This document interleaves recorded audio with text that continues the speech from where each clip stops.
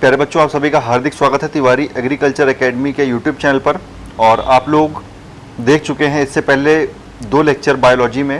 रोज़ शाम को 7 बजे आपकी बायोलॉजी की लाइव क्लास होती है, आप सबको पता है। डेली आपको 7 बजे आना है। इसे ज़्यादा से ज़्यादा अपने दोस्तों में सभी शेयर करिए। जिन लोगों ने अब तक BHU ICAR या फिर यूपी कैडेट की टेस्ट सीरीज को ज्वाइन नहीं किया है, वो सभी स्टूडेंट्स 9235 1260 64 जो कि यहाँ पर आपका नंबर दिया हुआ है, इस पर कॉल करके या व्हाट्सएप कर दीजिएगा। आप व्हाट्सएप करके आप ज्वाइन कर सकते हैं टेस्ट सीरीज़। और इसके अलावा आपको बता दें कि आज पार्ट 3 देखने वाले हैं हम लोग, पादप जगत का वर्गीकरण। ठीक है, ऐसे ऐसे करके हम लोग एक एक टॉपिक पूरा कंप्लीट देखेंगे। जैसे ही आपकी ये बायोलॉजी की क्लास ख़त्म होगी 7:30 बजे के आसपास, इसके बाद रोज़ शाम को मैंने डिसाइड किया है, कल मैंने एग्रीकल्चर का वीडियो डाला था, बहुत से स्टूडेंट्स ने उसे लाइक किया, शेयर किया और कहा पर्सनली मैसेज करके। मध्य प्रदेश से बहुत से स्टूडेंट मैसेज करते हैं, छत्तीसगढ़ से करते हैं, गुजरात से करते हैं, बहुत से अलग अलग स्टेट्स के स्टूडेंट्स भी जुड़े हुए हैं हमारे यूट्यूब चैनल से। तो उन सब के लिए भी सभी लेक्चर्स इंपॉर्टेंट हैं, ज़रूर देखा करिए। और ऐसे ही आप सभी शेयर करते रहिए, साथ बने रहिए हमारे। उन सब के लिए ठीक 8 बजे, रोज़ रात को 8 बजे, जैसे कि आप सबको पता है कि टाइम हमारा फिक्स है। सुबह 9:15 बजे आपको मिलती है हमारे चैनल पर केमिस्ट्री, लाइव तिवारी सर पढ़ाते हैं। इसके बाद रोज़ हमारा टाइम फिक्स है रात के 7 बजे बायोलॉजी का। और इसके बाद आज 8 बजे जो है आपको, रोज़ रात को 8 बजे आपका एग्रीकल्चर के लेक्चर्स मिलेंगे। आपको रोज़ रात को 8 बजे एग्रीकल्चर मिलेंगे। लगभग 15 मिनट का लेक्चर ही रखेंगे, छोटे छोटे लेक्चर रखेंगे, लेकिन उसमें जैसे कल हम लोगों ने गेहूं देखा था, तो और आज थोड़ा सा धान वगैरह देखेंगे, फिर उसमें मक्का वगैरह, ऐसे ऐसे करके सारे टॉपिक जितने एग्रीकल्चर के होते हैं उसमें हम डिस्कस करेंगे। ठीक है, तो आज अभी देखते हैं हम लोग बायोलॉजी के टॉपिक को, पादप जगत का वर्गीकरण। चलिए शुरू करते हैं। पहला क्वेश्चन देखिए आज का। पहला क्वेश्चन है आपका, निम्नलिखित में से कौन सा एक जीव चावल की फसल के लिए जैव उर्वरक का कार्य करता है? तो इसका आंसर है आपका नीलहरित शैवाल। ठीक है, ऑप्शन ए। ठीक है, कौन सा एक जीव चावल की फसल के लिए जैव उर्वरक का कार्य करता है? नीलहरित शैवाल। नेक्स्ट क्वेश्चन क्या है आपका, अंतरिक्ष कार्यक्रमों में ऑक्सीजन की आपूर्ति को नियंत्रित करने के लिए प्रयुक्त किए जाने वाले एक कोशिकीय शैवाल का नाम है क्या? क्लोरेला। ठीक है, क्लोरेला। अगला क्वेश्चन है आपका 72, एक बार फिर से देख लीजिए। अंतरिक्ष कार्यक्रमों में ऑक्सीजन की आपूर्ति को नियंत्रित करने के लिए प्रयुक्त किए जाने वाले एक कोशिकीय शैवाल का क्या नाम है? क्लोरेला। आगे देखिए क्वेश्चन नंबर 73 क्या है, लाल सागर का लाल रंग किसकी उपस्थिति के कारण होता है? तो शैवालों की उपस्थिति के कारण लाल रंग का, लाल सागर में उसका लाल रंग होता है। आगे देखिए क्वेश्चन नंबर 74 क्या है, एगार एगार किससे तैयार होता है? एगार एगार किससे तैयार होता है? तो ये होता है आपका शैवालों से। ठीक है, एगार एगार जो है ये शैवालों से तैयार होता है। आगे देखेंगे क्वेश्चन नंबर 75। क्वेश्चन नंबर 75 है आपका, वनस्पति जगत के गैर हरित विषम पोषित पौधे कौन से होते हैं? वनस्पति जगत के गैर हरित विषम पोषित कौन से पौधे होते हैं? तो इसका आंसर है आपका फंजाई। ठीक है, वनस्पति जगत के गैर हरित विषम पोषित पौधे फंजाई होते हैं। आगे देखिए क्वेश्चन नंबर 76 क्या है, कवकों की कोशिका भित्ति किसकी बनी होती है? कवकों की कोशिका भित्ति काइटिन एवं हेमीसेल्यूलोज की बनी होती है। ठीक है, काइटिन एवं हेमीसेल्यूलोज की बनी होती है। आगे देखेंगे क्वेश्चन नंबर 77, कवकों द्वारा रिजर्व या संचित या स्टोरेज भोज्य पदार्थ किस रूप में संचित होते हैं? तो ये आपके होते हैं ग्लाइकोजन के रूप में। ठीक है, ग्लाइकोजन के रूप में कवकों द्वारा भोजन को संचित किया जाता है। आगे देखिए क्वेश्चन नंबर 78। क्वेश्चन नंबर 78 है आपका, सभी कवक सदैव होते हैं, सभी कवक सदैव होते हैं कैसे? विविध पोषी होते हैं। सभी जो कवक होते हैं वो विविध पोषी होते हैं। आगे देखिए क्वेश्चन नंबर 79। क्वेश्चन नंबर 79 है आपका, माइकोराइजा सहजीवी संबंध होता है, माइकोराइजा सहजीवी संबंध होता है किनके बीच? आपको ये बताना है। तो इसका आंसर है कवकों तथा उच्च पौधों की जड़ों के बीच। कवकों तथा उच्च पौधों की जड़ों के बीच कैसा संबंध होता है? माइकोराइजा सहजीवी संबंध। ठीक है, आगे देखिए क्वेश्चन नंबर 80। क्वेश्चन नंबर 80 है आपका, वृक्षों की छालों पर उगने वाले कवक कहलाते हैं। तो जो वृक्षों की छाल पर उगते हैं वो कवक कोर्टिकोलस कहलाते हैं। ठीक है, कोर्टिकोलस कहलाते हैं। वृक्षों की छालों पर उगने वाले कवक कोर्टिकोलस कहलाते हैं। आगे देखिए, गोबर पर उगने वाले कवक क्या कहलाते हैं? जो कवक गोबर पर उगते हैं वो कोप्रोफिलस कहलाते हैं। वृक्षों की छालों पर कोर्टिकोलस, गोबर पर उगने वाले कोप्रोफिलस। ठीक है, कंफ्यूज मत होइएगा। नेक्स्ट देखिए क्वेश्चन नंबर 82। 82 क्वेश्चन है आपका, निम्न में से किसमें क्लोरोफिल नहीं होता? किसमें क्लोरोफिल नहीं होता? तो कवक में क्लोरोफिल नहीं होता है। ठीक है, आगे देखिए क्वेश्चन नंबर 83 देखिए क्या है, आलू का लेट ब्लाइट उत्पन्न होता है। आलू का लेट ब्लाइट किससे उत्पन्न होता है? ऑप्शन सी, आलू का लेट ब्लाइट किससे उत्पन्न होता है? फाइटोपिथोरा इन्फेस्टेनस द्वारा। ठीक है, नेक्स्ट क्वेश्चन देखिए क्वेश्चन नंबर 84। क्वेश्चन नंबर 84 जो है आपका क्या है, डबल रोटी के निर्माण में काम आने वाला कवक है। डबल रोटी के निर्माण में काम आने वाला कवक क्या है? सैक्रोमाइसीज सेरेविसी। ठीक है, सैक्रोमाइसीज सेरेविसी, ये है आपका डबल रोटी के निर्माण में प्रयोग होने वाला कवक। नेक्स्ट क्वेश्चन देखिए क्या है, पेंसिलियम क्या है? पेंसिलियम क्या है? तो पेंसिलियम जो है वो कवक है। ठीक है, पेंसिलियम कवक है। नेक्स्ट क्वेश्चन क्या है, 86। 86 क्वेश्चन है आपका, पेंसिलिन की खोज किसने की थी? पेंसिलिन की खोज किसने की? तो ये आपको पता ही है, अलेक्जेंडर फ्लेमिंग। अलेक्जेंडर फ्लेमिंग ने पेंसिलिन की खोज की थी। आगे देखिए क्वेश्चन नंबर 87 क्या है, अर्गोट किससे प्राप्त होता है? अर्गोट किससे प्राप्त होता है? क्लेविसेप्स से। ठीक है, क्लेविसेप्स से अर्गोट प्राप्त होता है। नेक्स्ट क्वेश्चन देखिए क्या है, 88 क्वेश्चन क्या है, औद्योगिक स्तर पर पेंसिलिन प्राप्त किससे किया जाता है? औद्योगिक स्तर पर पेंसिलिन प्राप्त किससे किया जाता है? तो इसका आंसर है आपका पेंसिलियम क्राइसोजेनम से। ठीक है, औद्योगिक स्तर पर पेंसिलिन किससे प्राप्त करते हैं? पेंसिलियम क्राइसोजेनम से। नेक्स्ट क्वेश्चन देखिए क्या है, 89। 89 क्वेश्चन है आपका, जब गेहूं के गुंथे हुए आटे में ईस्ट कोशिकाएं मिलाई जाती हैं तो डबल रोटी कोमल और छिद्रयुक्त हो जाती है, क्यों की? तो इसका कारण क्या है ये पूछा है, क्यों? जब गुथे हुए आटे में ईस्ट की कोशिकाएं मिलाई जाती हैं तो डबल रोटी कोमल और छिद्रयुक्त हो जाती है, क्योंकि CO2 का उत्पादन करके रोटी को स्पंजी बना देता है वो। ठीक है, ईस्ट जो है, ईस्ट कोशिकाएं जो हैं वो CO2 का उत्पादन करके रोटी को स्पंजी बना देती हैं, इस वजह से ऐसा होता है। आगे देखेंगे हम लोग क्वेश्चन नंबर 90। क्वेश्चन नंबर 90 है आपका, ईस्ट में कई जनन होता है। ईस्ट में कई जनन होता है किसके द्वारा? मुकुलन द्वारा। ठीक है, मुकुलन के द्वारा ईस्ट में कई जनन होता है। नेक्स्ट क्वेश्चन देखिए क्वेश्चन नंबर 91। क्वेश्चन नंबर 91 है हमारा, निम्नलिखित में से कौन खाने योग्य कवक है? कौन खाने योग्य कवक है? तो इसका आंसर है आपका एगेरिकस। ठीक है, एगेरिकस जो है वो खाने योग्य कवक है। नेक्स्ट क्वेश्चन देखिए क्या है, 92। LSD किससे प्राप्त होता है? LSD किससे प्राप्त होता है? तो इसका आंसर है आपका कवक से, ऑप्शन बी। ठीक है, LSD जो है वो कवक से प्राप्त होता है। आगे देखेंगे क्वेश्चन नंबर 93 क्या है, 93 है आपका, विस्तृत स्पेक्ट्रम प्रतिजैविकी किससे उत्पन्न होते हैं? तो इसका आंसर है आपका स्ट्रेप्टोमाइसीज। ठीक है, विस्तृत स्पेक्ट्रम प्रतिजैविकी किससे उत्पन्न होते हैं? तो स्ट्रेप्टोमाइसीज। आगे देखेंगे क्वेश्चन नंबर 94, स्ट्रेप्टोमाइसिन को किसने पृथक किया? स्ट्रेप्टोमाइसिन को किसने पृथक किया? वॉक्समैन ने। ठीक है, वॉक्समैन ने स्ट्रेप्टोमाइसिन को पृथक किया। नेक्स्ट क्वेश्चन है आपका 95 क्वेश्चन, टिक्का रोग किसमें होता है? टिक्का रोग किसमें होता है? तो मूंगफली में जो है वो टिक्का रोग होता है। ठीक है, आगे देखेंगे क्वेश्चन नंबर 96 क्या है, गन्ने में लाल सड़न रोग किसके द्वारा उत्पन्न होता है? गन्ने में लाल सड़न रोग किसके द्वारा उत्पन्न होता है? कवक के द्वारा। ठीक है, कवक के द्वारा गन्ने में लाल सड़न रोग उत्पन्न होता है। नेक्स्ट क्वेश्चन है आपका 97, सामान्य खाद्य छत्रक क्या होता है? सामान्य खाद्य छत्रक क्या होता है? इसका आंसर है आपका कसकर ठसाठस भरे कवक जाल।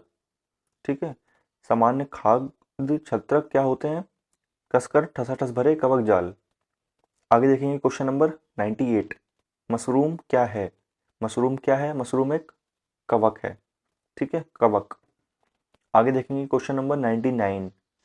99 क्वेश्चन है आपका, प्रथम वियुक्त प्रतिजैविकी कौन सा था? प्रथम वियुक्त प्रतिजैविकी कौन सा था? तो जो वियुक्त प्रतिजैविकी था वो है आपका इसमें पेंसिलिन। ठीक है, पेंसिलिन। आगे देखिए क्वेश्चन नंबर 100, एथलीट फुट नामक बीमारी किससे उत्पन्न होती है? एथलीट फुट नामक बीमारी कवक से उत्पन्न होती है। ठीक है, एथलीट फुट नामक बीमारी कवक से उत्पन्न होती है। आगे देखिए क्वेश्चन नंबर 101, ये है आपका, निम्नलिखित में से कौन सा एक कवक एवं उच्च पादप की जड़ों के बीच उपयोगी कार्यात्मक संबंध को दर्शाता है? कौन सा एक कवक एवं उच्च पादप की जड़ों के बीच उपयोगी कार्यात्मक संबंध को दर्शाता है? तो इसका आंसर है आपका माइकोराइजा। ठीक है, माइकोराइजा। आगे देखेंगे क्वेश्चन नंबर 102, ये है आपका, एफ्लाविस किससे बनते हैं? एफ्लाविस किससे बनते हैं? तो इसका आंसर है आपका कवक से बनते हैं। एफ्लाविस कवक से बनते हैं। ठीक है, आगे देखिए क्वेश्चन नंबर 103, ये है आपका, डबल रोटी के निर्माण में किस कवक का प्रयोग किया जाता है? डबल रोटी के निर्माण में किस कवक का प्रयोग किया जाता है? तो इसका आंसर है आपका सैक्रोमाइसेस। ठीक है, सैक्रोमाइसेस। नेक्स्ट क्वेश्चन देखिए क्या है 104, ये है आपका, लाइकेन जो एक नग्न चट्टान पर भी पारिस्थितिक अनुक्रम को प्रारंभ करने में सच है, वास्तव में किसके सहजीवी साहचर्य है? क्वेश्चन को फिर से पढ़ लीजिए 104। ये क्वेश्चन कह रहा है आपसे, लाइकेन जो एक नग्न चट्टान पर भी पारिस्थितिक अनुक्रम को प्रारंभ करने में सच है, वास्तव में उस किसके सहजीवी साहचर्य है? तो इसका जो आंसर होगा वो होगा आपका शैवाल और कवक के साहचर्य है। ठीक है, शैवाल और कवक के। आगे देखिए क्वेश्चन नंबर 105, ये है, निम्नलिखित में से क्या SO2 प्रदूषण का सर्वोत्तम सूचक है? SO2 प्रदूषण का सर्वोत्तम सूचक क्या है? तो इसका आंसर है आपका लाइकेन। ठीक है, लाइकेन। नेक्स्ट क्वेश्चन है आपका 106, लिटमस किसमें से निकाला जाता है? लिटमस लाइकेन से निकाला जाता है। ठीक है, लिटमस लाइकेन से निकाला जाता है। आगे देखेंगे क्वेश्चन नंबर 107, यह है आपका, लाइकेन में कवक और शैवाल के मध्य सहजीवी संबंध क्या कहलाता है? तो इसका आंसर हो जाएगा आपका हेलोटिज्म। ठीक है, लाइकेन में कवक और शैवाल के मध्य सहजीवी संबंध कहलाता है हेलोटिज्म। आगे देखेंगे क्वेश्चन नंबर 108, क्वेश्चन नंबर 108 है आपका, पेड़ों की छालों पर उगने वाले लाइकेन को क्या कहा जाता है? तो पेड़ों की छालों पर उगने वाले लाइकेन को कार्टिकोलस कहा जाता है। ये भी मैंने पीछे बताया था। ठीक है, पीछे मैंने बताया था आपको कार्टिकोलस। ठीक है, कार्टिकोलस, ये क्वेश्चन मैंने बताया था आपको क्वेश्चन नंबर 80 में। आगे देखेंगे क्वेश्चन नंबर 109, 109 है आपका, चट्टानी स्तरों पर लाइकेन विकास को क्या कहते हैं? चट्टानी स्तरों पर लाइकेन विकास को क्या कहते हैं? तो इसका आंसर है आपका सेक्सिकोलस। ठीक है, चट्टानी स्तरों पर लाइकेन विकास को सेक्सिकोलस कहते हैं। आगे देखेंगे क्वेश्चन नंबर 110, जापान में लोग किस लाइकेन को सब्जियों के रूप में खाते हैं? जापान में लोग किस लाइकेन को सब्जियों के रूप में खाते हैं? तो इसका आंसर है आपका इंडोकार्पन।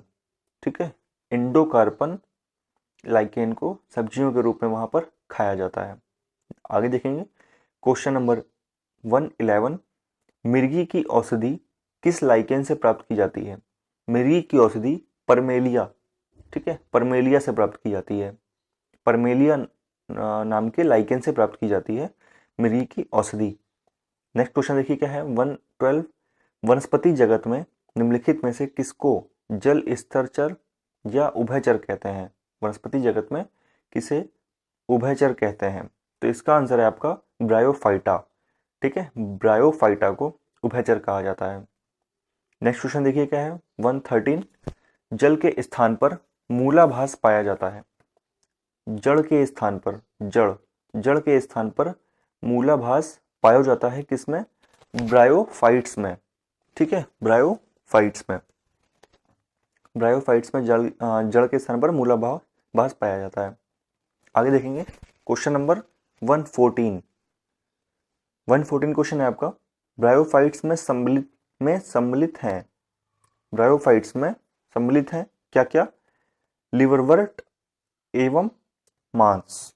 ठीक है, लिवरवर्ट एवं मांस जो है वो ब्रायोफाइट्स में सम्मिलित होते हैं। आगे देखिए क्वेश्चन नंबर 115, क्वेश्चन नंबर 115 है आपका, बीजों की प्रकृति किसमें उत्पन्न होती हुई, बीजों की प्रकृति किसमें उत्पन्न हुई, तो इसका आंसर होगा आपका टेरिडोफाइट्स में। ठीक है, ऑप्शन डी आपका सही आंसर होगा 115 का। बीजों की प्रकृति किसमें उत्पन्न हुई, टेरिडोफाइट्स में। ठीक है, टेरिडोफाइट्स में। आगे देखिए क्वेश्चन नंबर 116 क्वेश्चन है आपका, जलीय फर्न जिसे जैव उर्वरक के रूप में प्रयुक्त किया जाता है वह एजोला है। ठीक है, जलीय फर्न जिसे जैव उर्वरक के रूप में प्रयुक्त किया जाता है वह है एजोला। आगे देखिए नेक्स्ट क्वेश्चन क्या है 117, पुनर्जीवन का गुण होने के कारण निम्न में से किसे मेजों पर सजावट के लिए रखते हैं। पुनर्जीवन का गुण होने के कारण निम्न में से किसे मेजों पर सजावट के लिए रखा जाता है, तो जो इसका आंसर होगा वो होगा आपका सिलेजिनेला। ठीक है, सिलेजिनेला को रखते हैं मेजों पर सजावट के लिए।